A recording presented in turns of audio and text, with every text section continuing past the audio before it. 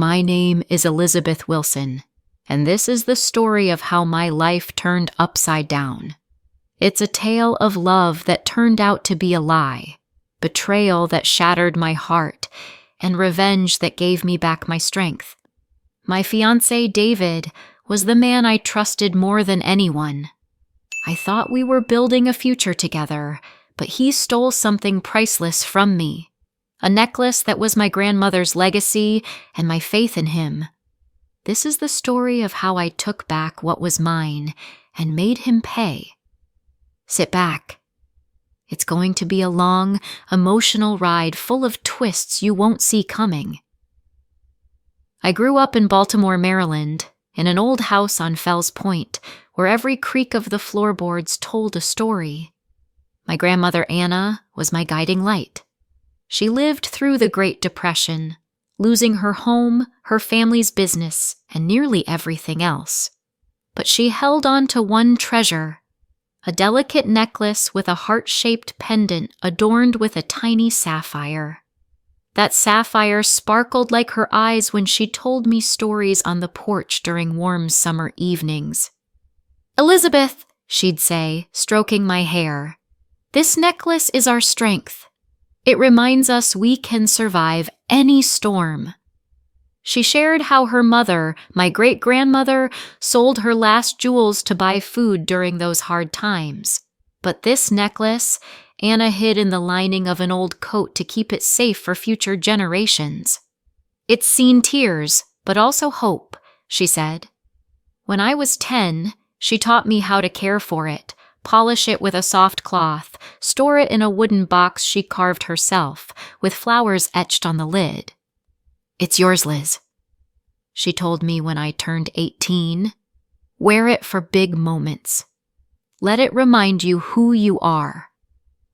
A year later, she passed away from cancer, leaving me with her box, her necklace, and the feeling that she was always with me. I wore the necklace only for special occasions. My college graduation, my first job interview at the marketing firm where I now work, and the day David proposed. David Crawford came into my life 3 years ago at a charity gala in downtown Baltimore. He was tall, with a charming smile and a spark in his brown eyes that made my heart race. He worked at a financial firm, Harbor Investments, always talking about a big deal that would change our lives. "Liz, trust me," he'd say, holding my hand. "We're going to live in luxury. I'll make you happy." His ambition was infectious, and I fell hard. When he proposed at sunset on a pier by the Chesapeake Bay, with the water shimmering behind him, I said yes, without hesitation. He slipped a small diamond ring on my finger, and I pictured myself walking down the aisle in a white dress, my grandmother's necklace around my neck, tying my past to my future. The wedding was set for next summer, and I was over the moon. But fate had other plans. It all started on an ordinary Tuesday in April, 3 months before our wedding. I came home after a long day at my marketing firm, where I manage campaigns for local startups. David and I had planned dinner at Blue Moon, a waterfront restaurant, to discuss wedding details, guest lists, flowers, music. I wanted to wear my grandmother's necklace to feel her presence as we dreamed about our future.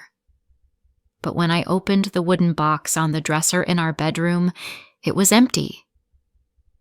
My heart stopped. I tore through the apartment, checked drawers, looked under the bed, rummaged through boxes in the closet, even dug through old purses. Nothing. Panic rose, but I tried to stay calm. Maybe I'd left it somewhere. But I knew that was impossible. I always returned the necklace to its box, like a ritual. It was my connection to my grandmother, my anchor. I called David, who was at a meeting. Lately, he'd been staying late, blaming work. "David, have you seen my grandmother's necklace? It's gone," I said, trying to keep my voice steady. "No, Liz, I haven't touched it," he replied coldly, almost annoyed. "You're always losing stuff. Maybe it's somewhere in the house." His words cut like a knife. I never lost things, especially not something so precious. "It's not just a necklace, David. You know what it means to me," I said, my voice trembling. "Liz, relax," he snapped. "It's just a thing. I'll be home late. Keep looking." I hung up, anger mixing with dread. His indifference wasn't just odd. It was suspicious. I remembered how distant he'd been lately, disappearing for meetings, coming home smelling of whiskey and cigarettes. His stories about deals were getting vaguer. That night, I couldn't sleep, running through every possible scenario. A break-in? But nothing else was missing. Something told me the answer lay with David. The next day, I decided to check the security cameras we'd installed after a neighborhood break-in last year. My heart pounded as I connected my laptop to the system and scanned footage from the past few weeks. When I reached a clip from 2 weeks ago, the world froze.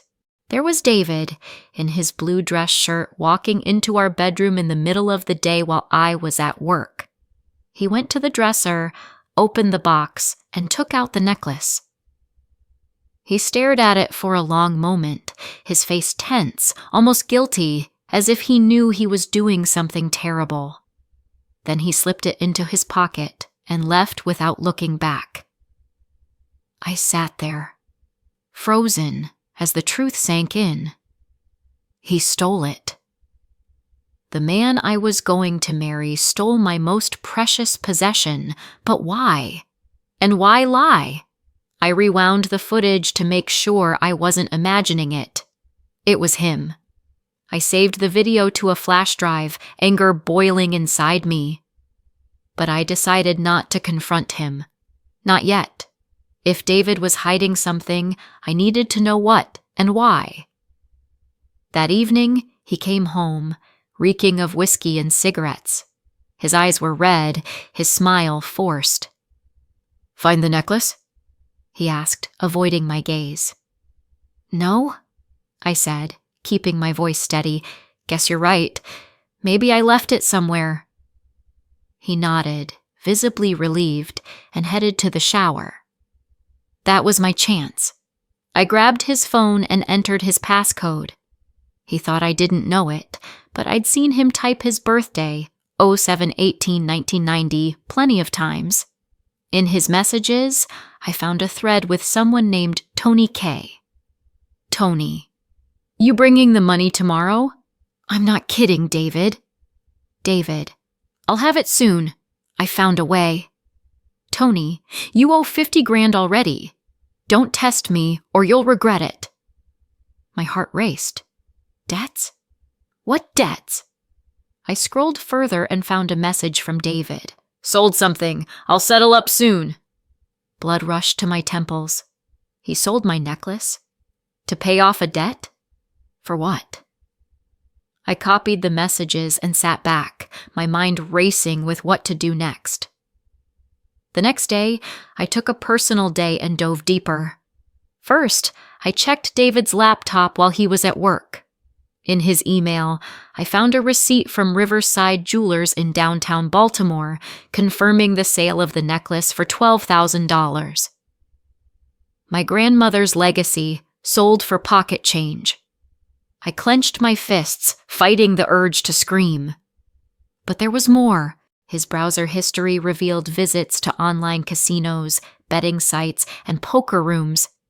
David was gambling and losing big. I thought back to the past few months.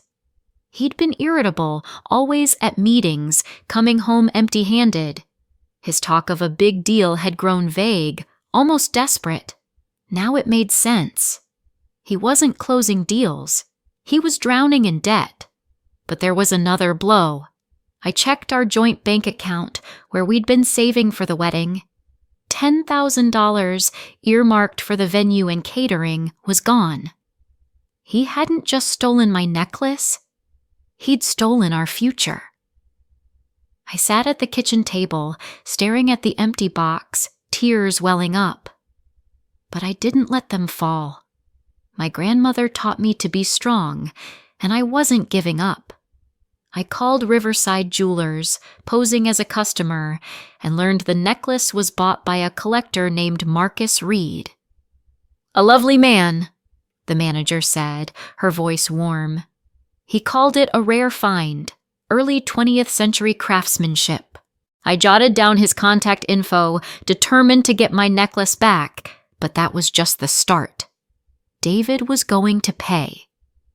I met my friend Kate, a private investigator, at Baker's Cafe on the waterfront, where they served the best latte in Baltimore.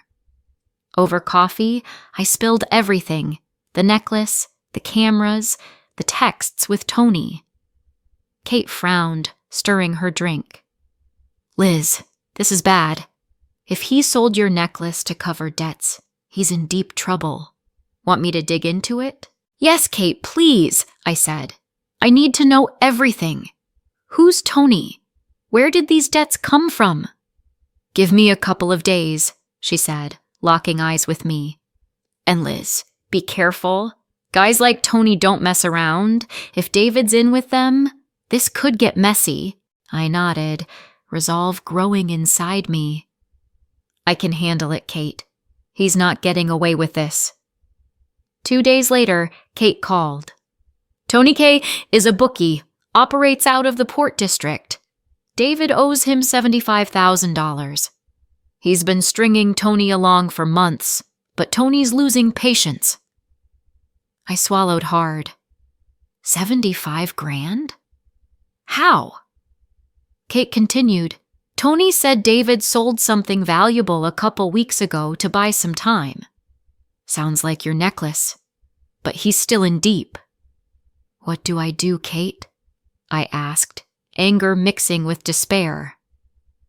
"Gather evidence," she said. "If he's tangled with guys like Tony, this isn't just personal. It's dangerous." "But Liz, are you sure you want to keep digging? This could get ugly." "I'm not stopping," I said firmly. "He didn't just steal my necklace. He stole my trust, my future. I want him to pay." Kate nodded. "All right, I'll get you more dirt, but keep me posted, okay?" She helped me pull more evidence. We found bank statements showing transfers to casino accounts. I also discovered he'd been siphoning money from Harbor Investments, funneling company funds to his personal accounts to cover debts. This wasn't just betrayal. It was a crime. I saved everything: Tony's texts, casino records, the jeweler's receipt. Next, I reached out to Marcus Reed. He lived in a sprawling house in Baltimore's suburbs, filled with antiques. I showed up with a photo of the necklace. "Mr. Reed, this belonged to my grandmother," I said, fighting tears. "It was stolen from me. I need it back." Marcus, an older man with kind eyes, studied me. "I bought it fair and square, Miss Wilson. Paid $12,000. But I can see it means more to you than money. What can you offer?" I offered $15,000. My entire savings meant for starting my own business. He agreed, but added, "Your fiancé was odd. He was nervous, kept looking over his shoulder, like he needed the cash fast. Be careful." 2 days later, the necklace was mine again. I held it, feeling the sapphire's warmth, and vowed David would pay for everything. While planning to retrieve the necklace, I decided to talk to Laura, David's sister. She'd always been kind to me, and I hoped she knew more than she let on. We met at Little Italy Cafe, home to the best tiramisu in town.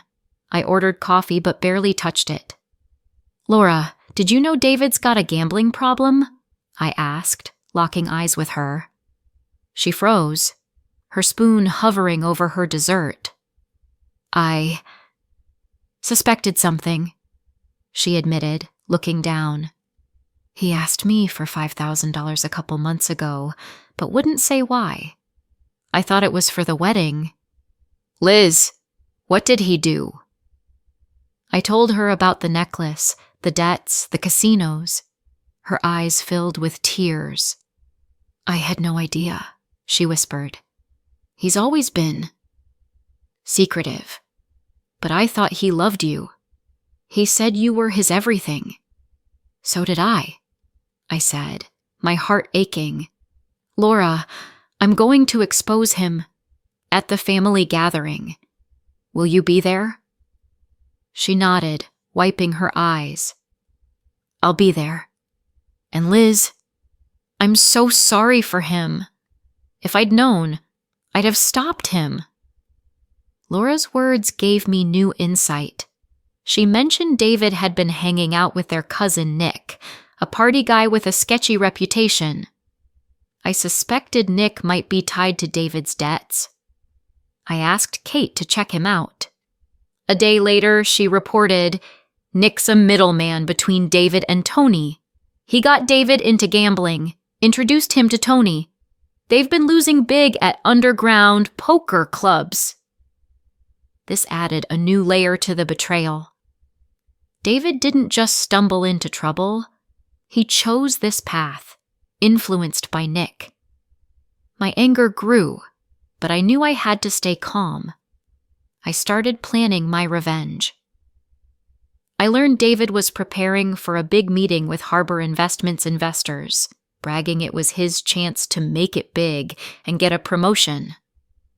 I decided the family gathering we'd planned for next week would be the perfect stage for his downfall. I invited David's parents, Laura, my friends, his colleagues, Tony, Marcus, and even Nick, pitching it as a surprise for my fiancé. But the surprise was mine.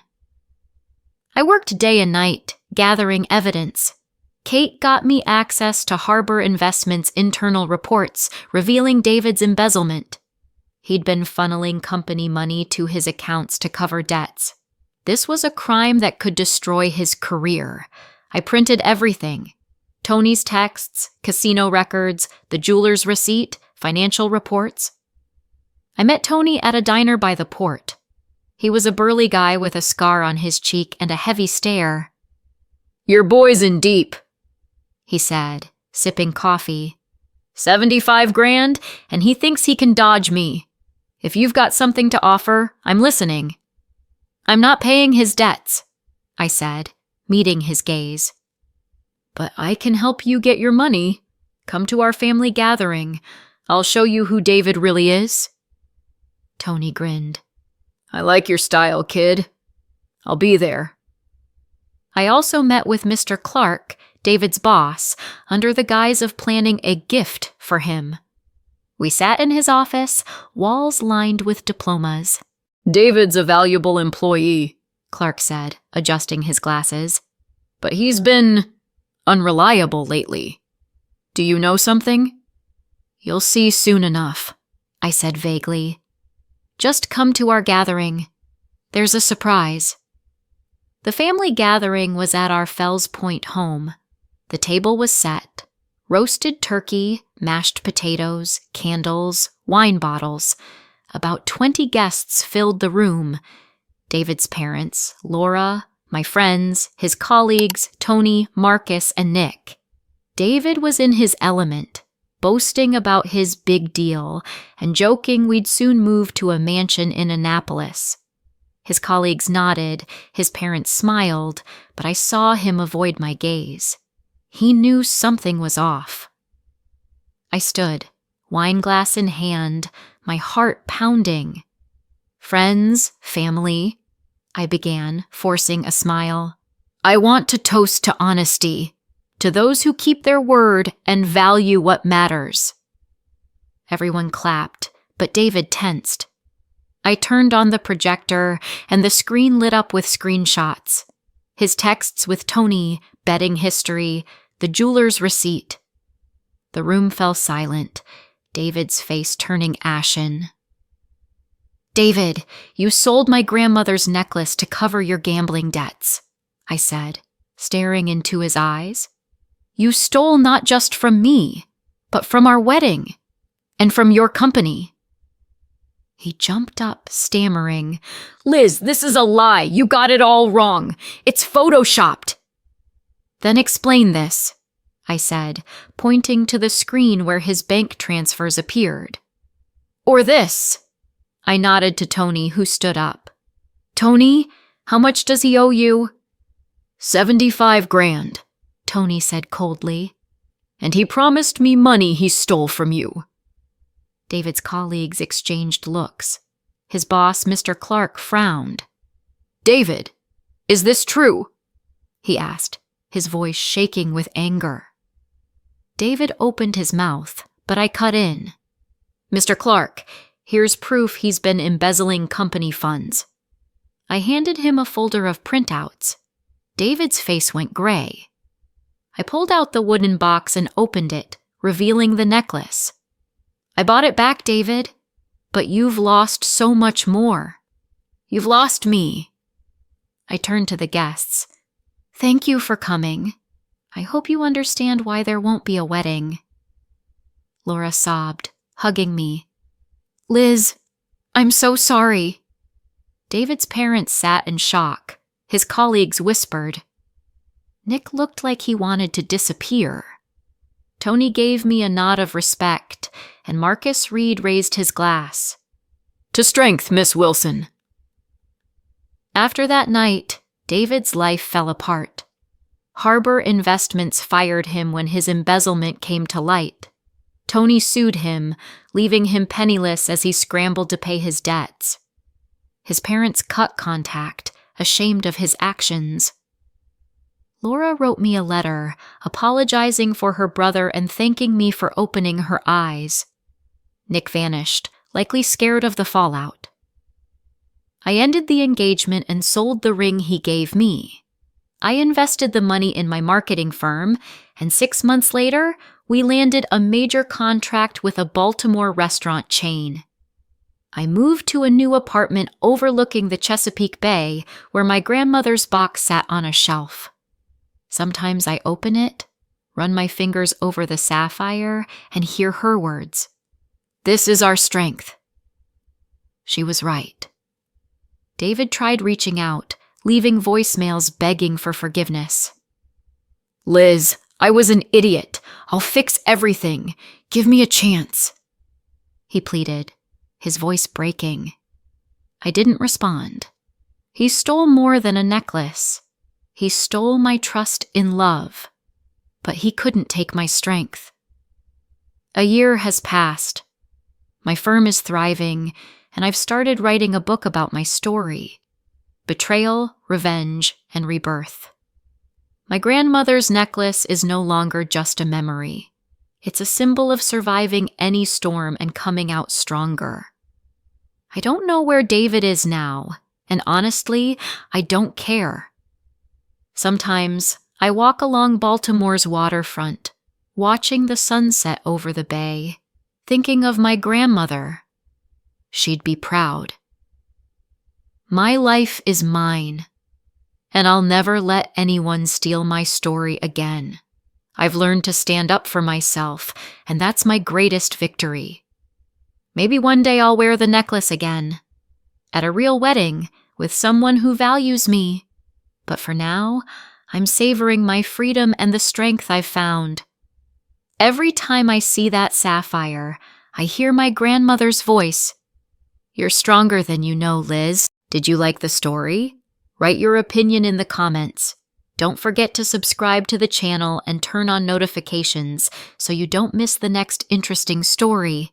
See you tomorrow.